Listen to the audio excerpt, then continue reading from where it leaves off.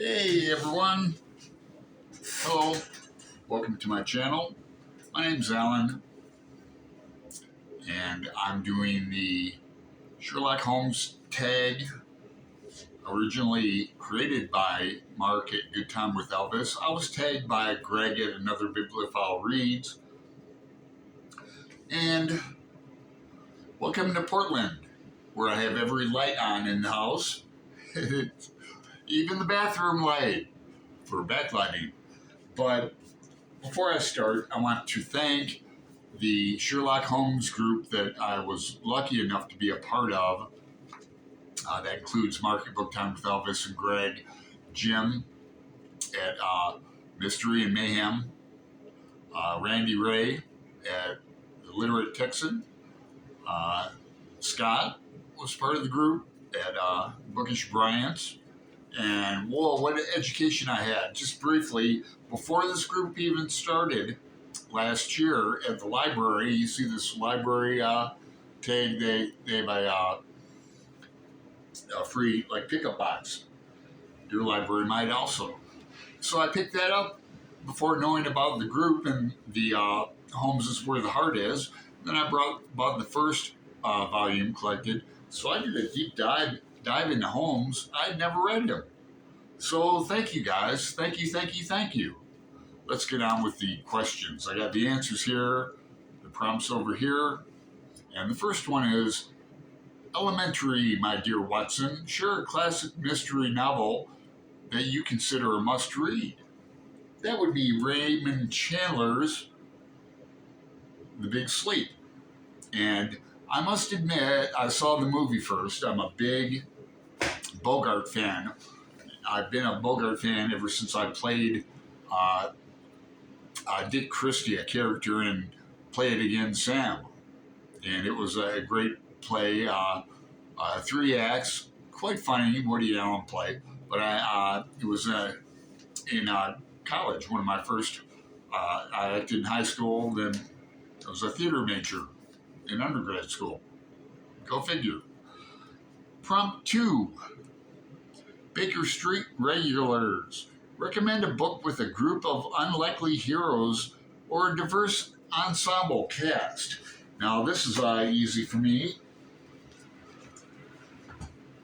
It's a book I've read twice, and I want to read again. Against the Day. If anybody's read this book, probably my favorite all-around novel, just for everything I love in it. The Chums of Chance. They're on this Zeppelin, this blimp, that's about as big as a smallish aircraft carrier, and it can go, in fact, here's a point of view. See, it's like from an aircraft point of view, the pilot, it can go under sand. It's a pinch-on novel.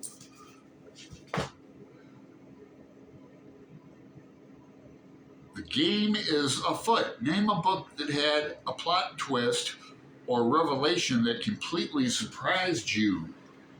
And I'm going to go with Hard Rain Falling by Don Carpenter. I want to reread this book. It's a prison novel, and it starts off in Portland, also San Francisco too, but he was from Portland. Great mystery.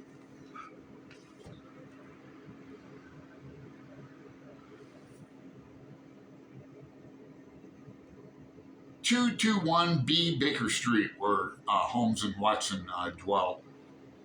Talk about a time you visited somewhere of literary significance.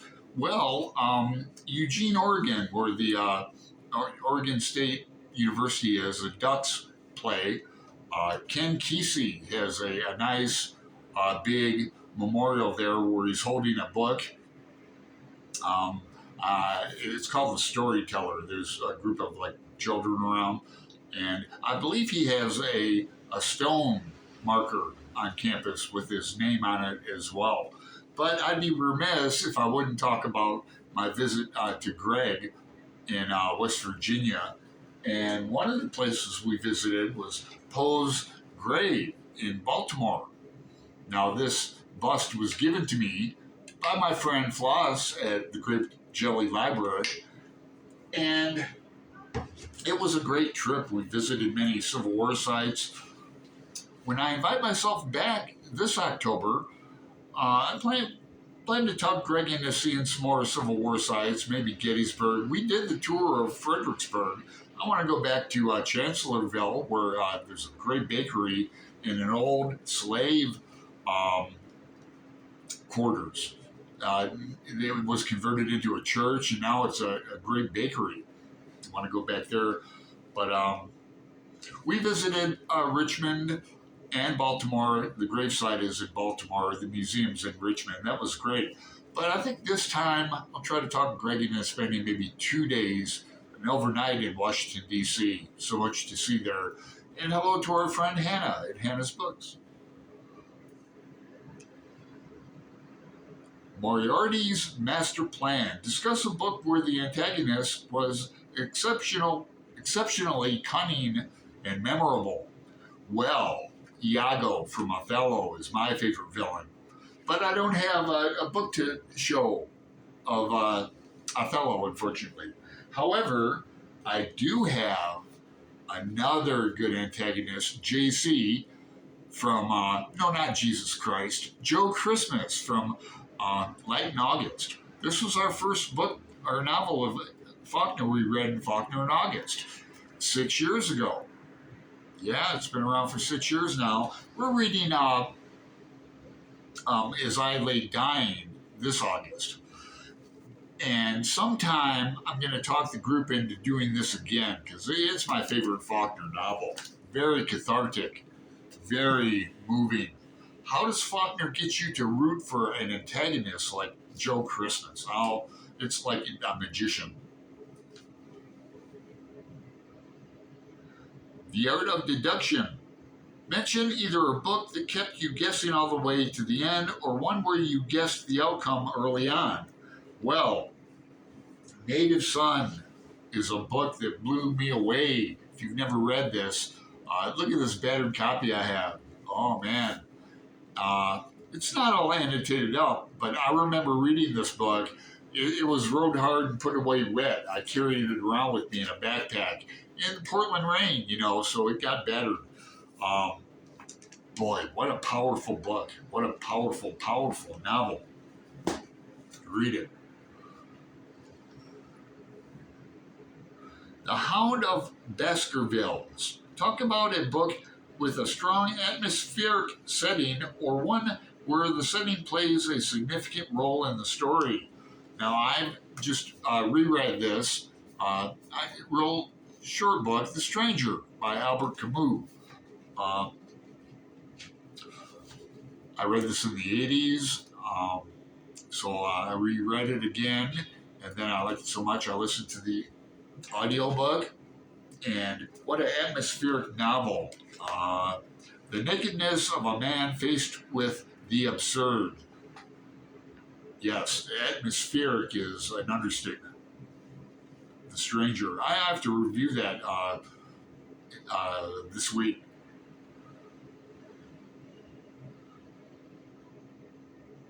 The Game is a... Oh, no, I'm late.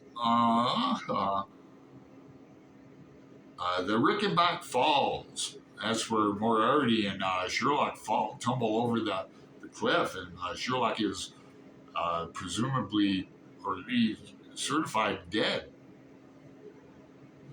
Talk about a series that you thought had ended but made a surprise comeback. And I must have skipped over this prompt because I don't have an answer.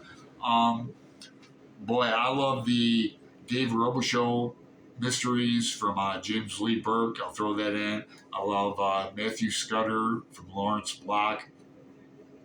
The Matthew Scudder novels. That's good enough. Let's see. Sherlockian adaptations. Discuss a favorite book-to-screen adaptation or retelling of a classic story. Now, I told you that I did a deep dive into Sherlock Holmes, and I wasn't kidding. It's new to me, so I watched a lot of the BBC Jeremy Butler Sherlock Holmes Adventures. They covered a lot of the stories. Then I watched the what is it, Basil? Oh, I forget his Ratcliffe. I forget. But I watched. I think the Sign of Four. I think I watched his version of it. I watched a couple, but I did a lot of deep dives. Um, the last prompt is the great detective. Recommend a book with a brilliant or memorable protagonist. And yeah, Shadowram. I'm reading this with Greg again next month, and it will be my third read of this. I love, love, love this book. I've given it away to several friends as gifts, and I'll probably give this copy away too. I have the sequel, The Mountain Shadow, as well. So, thank you for your time and consideration. It's been a longish tag, over 10 minutes. Uh, if you're mentioned in this tag or you're watching, consider yourself tagged. I'm going to tag some people at the end because I invariably forget people. So, thank you, thank you, thank you. And I'll talk to you later. Ciao.